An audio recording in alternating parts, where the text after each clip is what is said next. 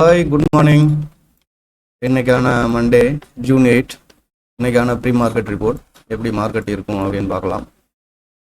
நேற்று evening afternoon வந்து ஒரு வீடியோ போட்டிருந்தேன், இந்த வீக் எப்படி இருக்கும் அப்படின்ற மாதிரி. சோஃபார் அதில் எந்த சேஞ்சஸுமே இல்லை. இன்னைக்கு மார்க்கெட் ஓப்பன் ஆக போகிறதுங்கிறது ஆல்மோஸ்ட் 23,100 இதுக்கு மேலே இந்த ஜோனில் தான் வந்து மார்க்கெட் ஓப்பன் ஆக போகுது. அது வந்து கன்ஃபார்ம். ஸ்டில் 23,100 இந்த லைனை வந்து ஞாபகம் வச்சுக்கோங்க. என்னுடைய ஐடியா படி இங்கே வந்து சப்போர்ட் எடுக்கணும். 23,100 வந்து சப்போர்ட் எடுத்து சைடு வைஸாக தான் இருக்கும், பெரிய அப் மூவ் எதிர்பார்க்க முடியாது.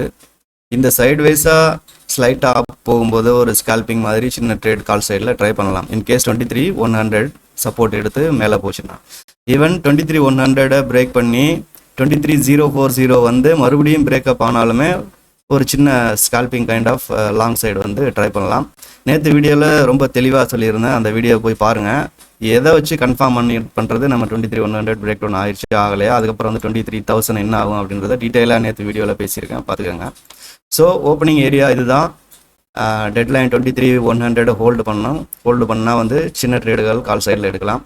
பிரேக் டவுன் ஆயிடுச்சு அப்படின்னா கன்ஃபார்மாக வந்து மார்க்கெட் வந்து ஸ்டார்ட் பண்ணலாம். ஏன்னா கீழே வந்து எந்த விதமான ஒரு இம்மிடியேட் சப்போர்ட்டோ மேபி இங்கே வந்து டேர்ன் ஆகலாம், அந்த மாதிரி டேர்ன் ஆகலாம் அப்படின்ற எந்த சப்போர்ட்டுமே இல்லை.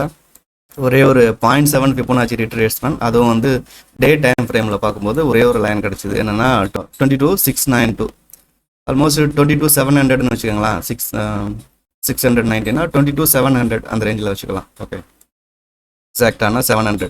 ஓகே, ஸோ இந்த ஒரு லைனை தவிர்த்து இந்த இடத்துல இந்த ஏரியாவில் எந்த சப்போர்ட்டுமே இல்லை. ஸோ இங்கே வந்துட்டுன்னா கன்ஃபார்மாக ஃப்ரீ ஃபால், ஷார்ட் தைரியமாக ஷார்ட் போகிறதுக்கு இறங்குறவங்களுக்கு ஒரு நல்ல கெயின் கிடைக்கும். அந்த மாதிரி தான் இந்த ஏரியா இருக்குது. ஸோ ஃபஸ்ட்டு நம்ம பார்க்க வேண்டியது 23,100 கிட்ட என்ன ஆகுது அப்படின்றத வந்து பார்த்தாலே நம்ம வந்து ரஃபாக ஒரு ஐடியாவுக்கு வந்துடலாம். இதில் சப்போர்ட் எடுத்ததுன்னா சின்ன லாங் சைட் ட்ரேட், இது பிரேக் டவுன் ஆயிடுச்சுன்னா வந்து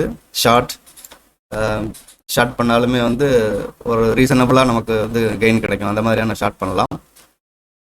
நேற்று ஈவினிங் போட்ட வீடியோவும் பாருங்கள், அதுவும் ஒரு சின்ன வீடியோ தான். ஸோ எப்படி இங்கே வந்து பிரேக் டவுன் அப்படிங்கிறத கன்ஃபார்ம் பண்ணலாம் அப்படின்ட்டு நான் கிளியராக சொல்லியிருக்கேன். ஒன்று. ரெண்டாவது, இந்த டாப் சைட் 23,400க்கு மேலே 500, 690 இதில் வச்சுருந்த லைன் எல்லாத்தையுமே டெலீட் பண்ணிட்டேன். ஏன்னா இப்போதைக்கு அதுக்கு வந்து வேலை கிடையாது. இதுக்கு மேலே போகிறதுக்கு இப்போதைக்கு வேலை கிடையாது. அட்லீஸ்ட் இந்த வீக்கு வர ஃப்ரைடே வரைக்கும் இந்த ஏரியாவுக்கு போகிறதுக்கான சான்சஸ் ரொம்ப கம்மி. ஸோ லோக்கல் வந்து நான் வர ஃப்ரைடே தான் வந்து நம்ம இந்தியாவோட இன்ஃப்ளேஷன் டேட்டா வந்து வருது.